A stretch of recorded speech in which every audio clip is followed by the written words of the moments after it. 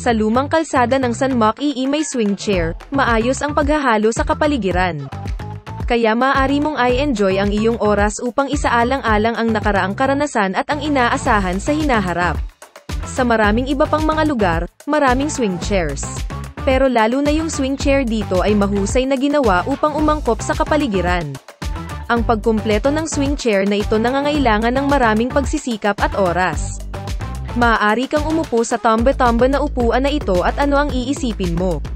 Isinasaalang-alang ang aking sariling mga lihim na pag-iisip, maaari akong mawala sa pag-iisip, pakiramdam kaaya-aya. Sa lumang kalsada ng San Moque, nang hindi pinipilit ng oras, maaari kang umibig sa kalikasan.